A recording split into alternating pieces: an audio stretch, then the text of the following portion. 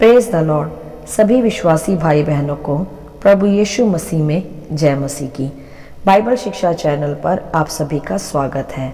हमारे इस चैनल को देखने के लिए आप चैनल को सब्सक्राइब करें और बेल आइकन के ऑल बटन को ज़रूर दबाएं, तभी आपको हमारी आने वाली हर वीडियो का नोटिफिकेशन मिलता रहेगा।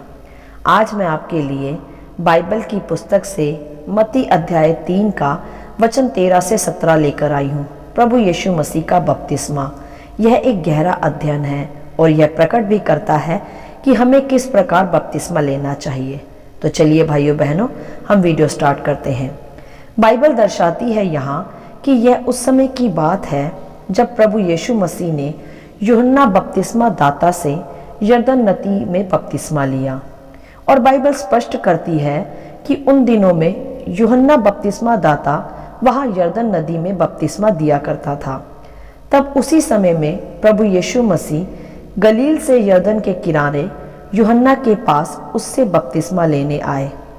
परंतु वहां हम देखते हैं कि यूहन्ना, जो कि प्रभु यीशु मसीह का ही बड़ा कजन ब्रदर भी था, वह यह कहकर प्रभु यीशु को रोकने लगा कि मुझे तो तेरे हाथ से बपतिस्मा लेने की आवश्यकता है और तू मेरे पास आया है। यहाँ इस वचन से यह प्रकट हो जाता है कि यूहन्ना बपतिस्मा दाता ने आत्मा में पहचान लिया था कि प्रभु यीशु ही मसीहा है, जो जगत का पाप उठाने के लिए भेजे गए हैं। क्योंकि मेरे प्रियो, यूहन्ना बपतिस्मा दाता, जो कि प्रभु यीशु के जन्म से पहले पृथ्वी पर जन्मा, और उसका उद्देश्य ही यही था कि वह प्रभु यीशु मसीह के आने से पहले, अर्थात उसके स्वर्गीय राज्य के आने से पहले, उसके लिए स्वर्गीय मार्ग को तैयार करें। और जब स्वयं प्रभु यीशु मसीह उसके सामने आए तो आत्मा ने ही उस पर प्रकट भी कर दिया कि यीशु ही वह मसीहा, अर्थात परमेश्वर का शुद्ध मेमना है, जो जगत के पाप उठाने हेतु ही भेजा गया है। हालेलुया। तब आगे हम देख सकते हैं कि जब यूहन्ना ने प्रभु यीशु से यह कहा कि मुझे तो तेरे हाथ से बपतिस्मा लेने की आवश्यकता है, तू मेरे पास क्यों आता है? इस पर प्रभु यीशु मसीह ने उत्तर देते हुए यूहन्ना से कहा कि अब तो ऐसा ही होने दे, क्योंकि हमें इसी रीति से सब धार्मिकता को पूरा करना उचित है। तब यूहन्ना बपतिस्मा दाता ने यीशु प्रभु की यह बात मान ली। हालेलुया। यहाँ भी हम देख सकते हैं मेरे प्रियो कि प्रभु यीशु मसीह ने परमेश्वर का पुत्र होते हुए भी, स्वर्ग का राजा होते हुए भी यूहन्ना के सामने खुद को दीन कर दिया और पिता परमेश्वर की उस धार्मिकता को पूरा करने को आदर दिया, जो कि पिता की ओर से ही निर्धारित भी की गई थी।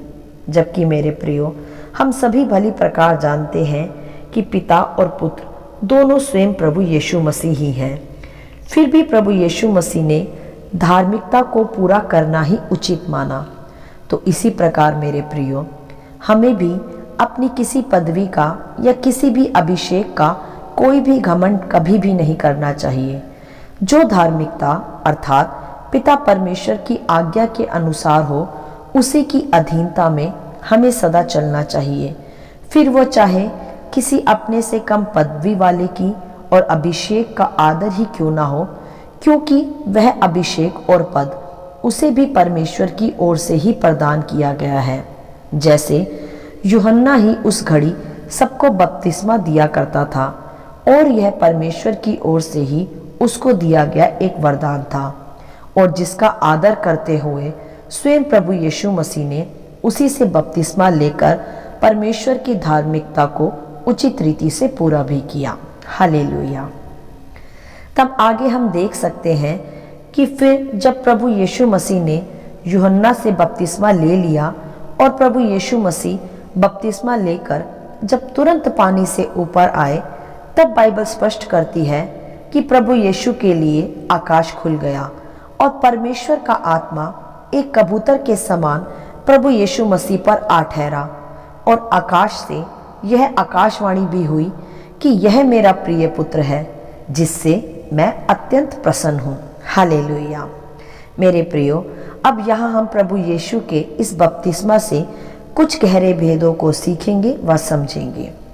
जब प्रभु यीशु मसीह ने यूहन्ना से बपतिस्मा लेकर वह पानी से बाहर आए तो हम देख सकते हैं कि वहां आकाश खुल गया, अर्थात स्वर्ग वहां खुल गया और वहां से परमेश्वर का आत्मा कबूतर के समान प्रभु यीशु मसीह पर वहां आ ठहरा, जो कि प्रकट करता है पवित्र आत्मा के सामर्थ का। हालेलुया। जी हाँ भाइयों बहनों, हमें समझना है यहाँ कि जब एक मनुष्य परमेश्वर की धार्मिकता को उचित रीति से पूरा करता है और आज्ञा पालन में चलता है, तब पवित्र आत्मा का सामर्थ उस पर सदा के लिए छाया करता है। जैसे प्रभु यीशु मसीह पर भी परमेश्वर का आत्मा वहां आ ठहरा। और दूसरा भेद यह है कि जब प्रभु यीशु मसीह ने यरदन नदी में बपतिस्मा लिया, तब स्वर्ग खुला और आकाशवाणी हुई, जो कि पिता परमेश्वर की ही वाणी को, उसी की प्रसन्नता को शब्दों के रूप में वहां प्रकट करती है कि यह मेरा प्रिय पुत्र है और जिससे मैं अत्यंत प्रसन्न हूँ। हालेलुया। अर्थात मेरे प्रियो, प्रभु यीशु के बपतिस्मा के समय में हम पिता, पुत्र और पवित्र आत्मा का एक सुंदर चित्रण वहां यरदन नदी पर प्रकट होते हुए देखते हैं।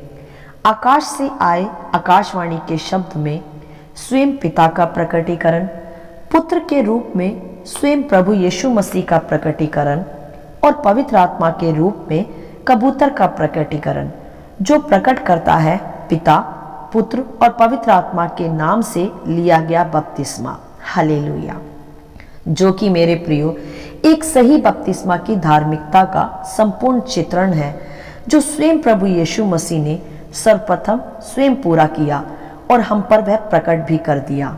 तो मेरे प्रियो, हमें भी इसी प्रकार बपतिस्मा लेना चाहिए, पिता, पुत्र और पवित्र आत्मा के नाम से, और इसी प्रकार आज्ञा पालन में चल के धार्मिकता को उचित रीति से पूरा करना चाहिए।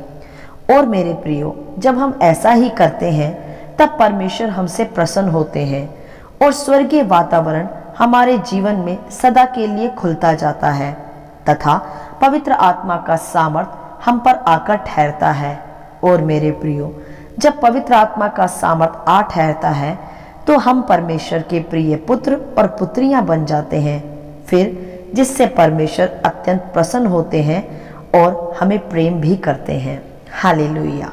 तो मेरे प्रियो, प्रभु यीशु मसीह का यह बपतिस्मा हमें हर प्रकार से यह प्रेरणा देता है कि हमें किस प्रकार, अर्थात बिल्कुल इसी प्रकार बपतिस्मा लेना चाहिए।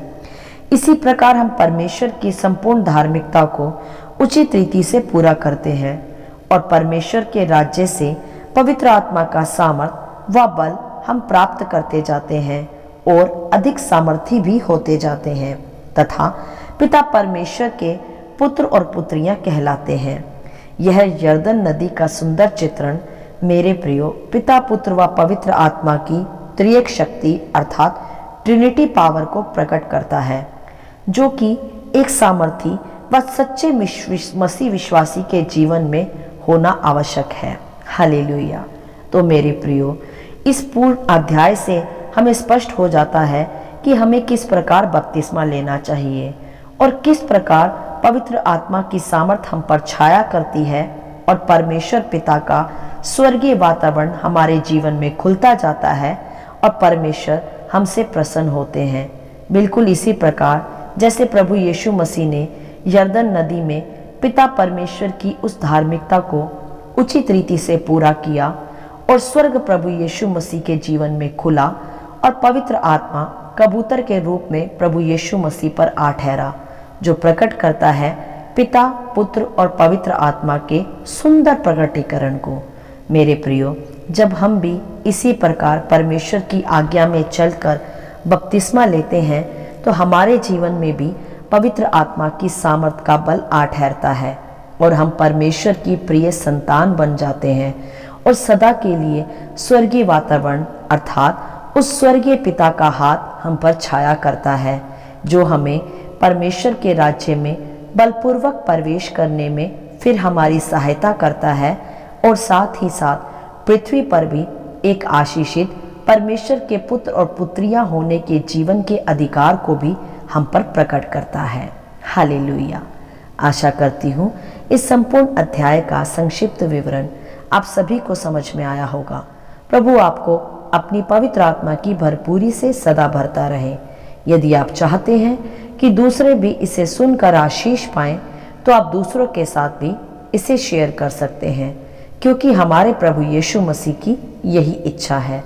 आमीन and God bless you all.